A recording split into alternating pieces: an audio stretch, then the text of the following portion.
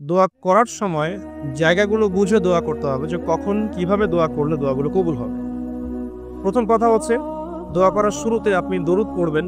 দরুদের ফলে দোয়া কবুল হয়। দরুদ না পড়লে দোয়াটা আসমানে গিয়ে ঝুলে থাকে, উঠিয়ে নেওয়া হয় না। যখন দরুদ পড়া হবে তখন দোয়াটা উঠিয়ে নেওয়া হবে। দোয়া করার কিছু টেকনিক আছে যে কিভাবে কি দোয়া করলে কবুল হবে, কখন দোয়া করলে কবুল হবে, এগুলো বুঝে দোয়া করতে হবে। অনেকেই বলে দোয়া করেই যাচ্ছি কবুল হচ্ছে না। কিছু বিষয় আছে হয়তো এই কারণে হচ্ছে না। হয়তোবা আল্লাহ পাক চাচ্ছেন এটা আপনার জন্য পরে পাওয়া উত্তম, সেই জন্য আপনি এখন পাচ্ছেন না। হয়তোবা আল্লাহ পাক আপনাকে পরকালে দিবেন বলে জমা রেখেছেন, হয়তো এই জন্য পাচ্ছেন না। অথবা হয়তো আপনার আকীদায় শিরক আছে, হয়তো এই জন্য হচ্ছে না। হয়তোবা আমলে বেদায়াত আছে, এই কারণে হচ্ছে না।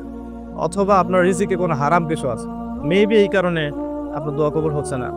অথবা আপনি তাড়াহুড়া করছেন। তাড়াহুড়ার ব্যাখ্যায় নবী সাল্লাল্লাহু আলাইহি ওয়াসাল্লাম বলেছেন যে মানুষ বলে আমি দোয়া করেই গেলাম, আমার দোয়া কবুল হলো না। তো আমরা জেনে নিব যে কোন কোন জায়গায় কিভাবে দোয়া করলে দোয়া কবুল হবে। এই বইটার মধ্যে সবই দেয়া আছে, হিসনুল মুসলিম বইটার মধ্যে। তারপর আমি বলছি আমার ব্যক্তিগত ইলম থেকে কিছু কথা, সেটা হলো দোয়া করার আগে অবশ্যই আল্লাহর প্রশংসা করবে, অ্যাটলিস্ট একবার আলহামদুলিল্লাহ বলে হাত তুলবে।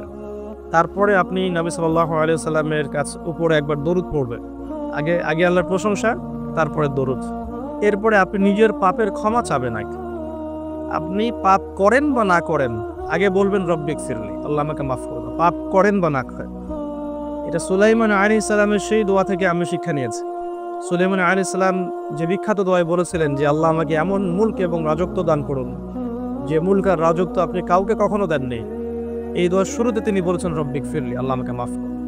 তো এটা আদব। দোয়ার আদব হচ্ছে আগে নিজের ক্ষমা চাওয়া, আল্লাহর কাছে নিজের ভুলের ক্ষমা চাওয়া, তারপরে দোয়া করা। হামদ সানা, দরুদ, এরপরে আপনি ক্ষমা চাবেন। এবার আপনি দোয়াগুলো করবেন আপনার মন থেকে। আরবি দোয়া জানা থাকলে আরবিতে দোয়া করবেন, কারণ আপনি আপনার রবের সাথে আরবি দিয়ে কথা বলবেন, এর চেয়ে আসলে গর্বের কি হতে পারে? আরবি ভাষা কেন শিখব? কি দরকার আছে? এটা কি সাম্প্রদায়িকতা? আল্লাহ রাব্বুল আলামিনের আল্লাহ পাক যে ভাষায় কোরআন নাজিল করেছেন, আল্লাহ পাক যে ভাষায় কথা বলেছেন কোরআনে, সেই ভাষায় আমি আল্লাহর সাথে কথা বলছি, এর চেয়ে গর্বের কি আছে আমার জন্য? আরবি কেন শিখছি, কেন শিখবো? এই ভাষা দিয়ে আমি আল্লাহর সাথে কথা বলবো। জান্নাতে এই ভাষা চলবে, কোরআনে এই ভাষায় নাজিল হয়েছে, কবরে এই ভাষায় প্রশ্ন করা হবে। আমি কেন এই ভাষায় আল্লাহর সাথে কথা বলবো না? এর মানে এই নয় যে কেউ যদি আরবি না জানে অন্য ভাষায় দোয়া করতে পারবে না, এমনটা নয়। অবশ্যই কেউ যদি আরবি না জানে, বেসিক দোয়াগুলো না জানে, সে বাংলাতে দোয়া করতে পারে, কোনো সমস্যা নেই। ইংরেজিতে দোয়া করতে পারে, উর্দু দিয়ে দোয়া করতে পারে। ভাষাগত পার্থক্য আল্লাহর কাছে নেই, তবে আরবির মর্যাদা আছে। আর এটা আমার কাছে গর্বের বিষয় মনে হয় যে আমি আরবি দিয়ে আমার রবের সাথে কথা বলতে পারছি। আমি আরবি দিয়ে কথা বলছি, এবং আরবি দিয়ে দোয়ার ক্ষেত্রে আপনি এত এত ভালো করে মনের ভাব প্রকাশ করতে পারবেন অল্প শব্দে, যেটা হয়তো অন্য কোনো জায়গায় সম্ভব নয়।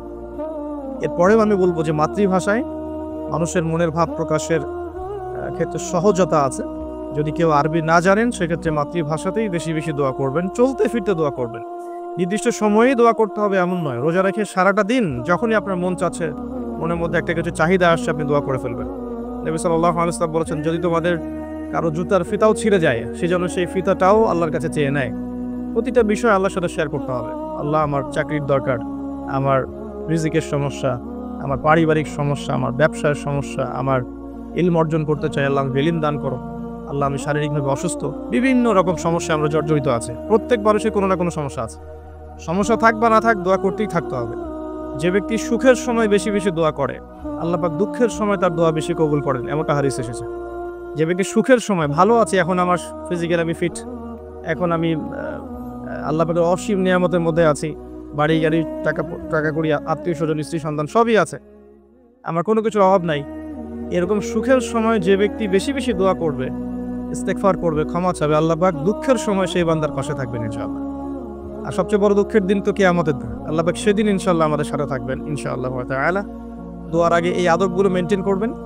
বাংলা ভাষায় দোয়া করেন যদি আরবি না জানেন। আরবি জানার দিকে আমি বেশি জোর দিচ্ছি, আরবি জানলে বেশি ভালো হয়।